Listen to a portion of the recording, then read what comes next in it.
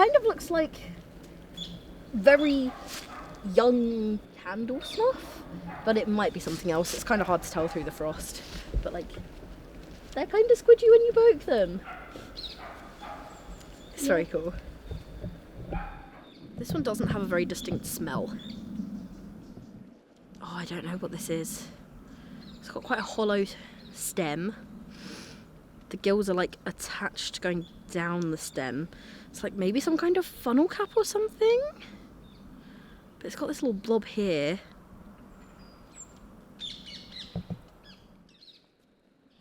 Might take it home and try and ID it properly.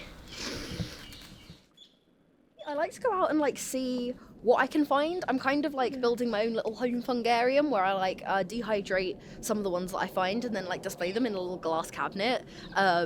Just for collection purposes. I just like looking at them. So I like to come out and be like, oh, this is a cool thing I haven't seen before.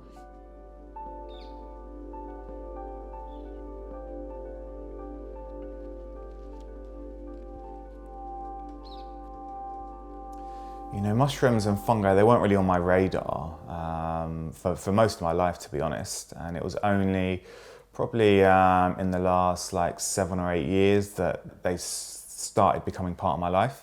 And mushrooms were always, you know, I knew that they were around, and you'd see them on internet forums in the foraging guidebooks, but you know, I was like partly mystified or scared about mushrooms. You know, I felt like in order to identify them, you had to have like 2 PhDs or be a wizard or something like that, and they just seemed like beyond, like out of my reach. And so for me, like learning about foraging and fungi from the point of view of wild food went hand in hand with developing like a deeper awareness and having deeper experiences with nature. I find it quite humbling you know, to understand how there are fungi or bacteria or, you know, small plants, and like basically without those, like, you know, we wouldn't be here. It started as a curiosity, and then it just became like an obsession, and now it's hard to do anything that doesn't revolve around mushrooms in one way or the other.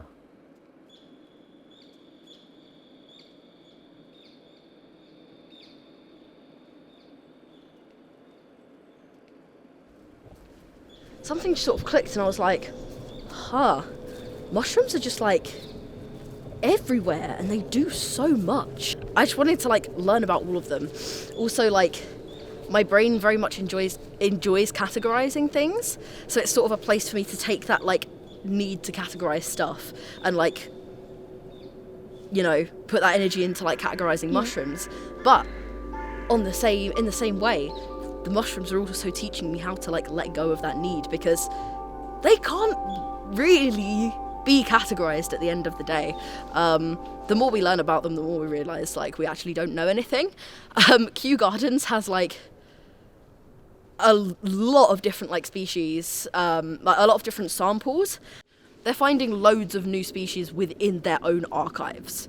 It's mad. You just cannot categorize them all. And that's beautiful.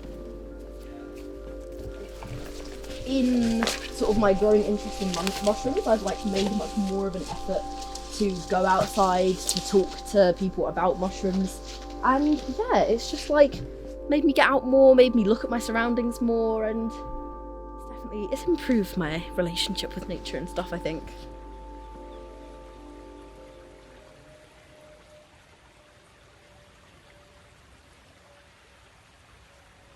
You know, there's a cliche amongst mushroom hunters and mycologists, you know, it's like you don't find the mushrooms, but, you know, they find you.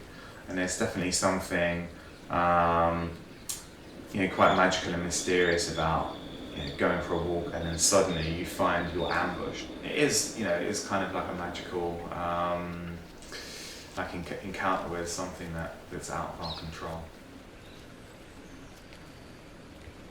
You smelled it? Yeah? What did it smell like? Mushroomy. Yeah, so when you're if you're interested in identifying mushrooms or just having a cool encounter with nature, then engaging all your senses is important. So we've already given them a little stroke or a tickle. Yeah, so texture, Obviously sight, like colour, smell. Oh yeah. I mean, it smells of something. Michaela's now our in-house mycologist. You've described all of these features. So we have everything you need to know. Maybe smell it. Maybe smell it. What kind of smell does it have? It smells rubbery.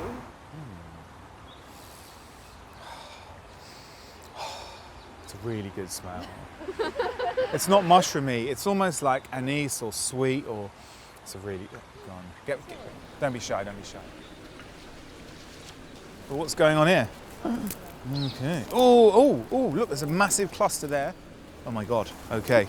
Okay, I've seen something really exciting. What's your name? I'm John. John. So you've got an eye for these things. Do you want to have a guess at what it might be? Fungus?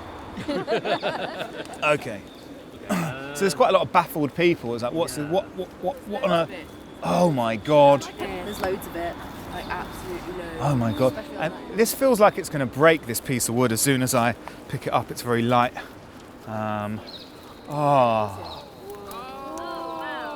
you know the Pied Piper? You know the Pied Piper? Wow. Wow, what a beauty. Finding something like this, they're so small and easy to overlook. You know, they don't even look, you know, is it a fungus, is it a mushroom? What is it, you know, is it a piece of wood?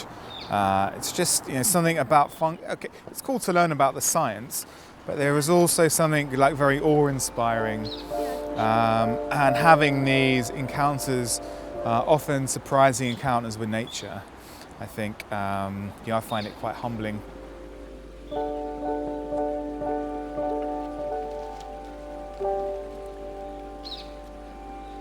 Encountering a familiar species, it's like reconnecting sometimes, like with an old friend who you haven't seen them for a couple of years, and then they'll pop up on a mushroom walk. Or certainly finding a new species that you've only ever seen in books is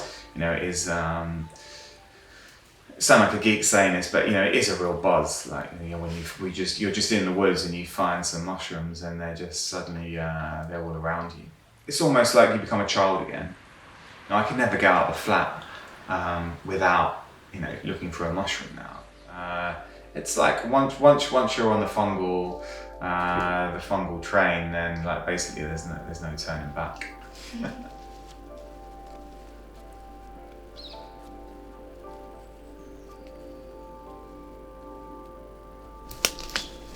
It's just some kind of moss, but it looks so pretty. Oh! There are mushrooms too.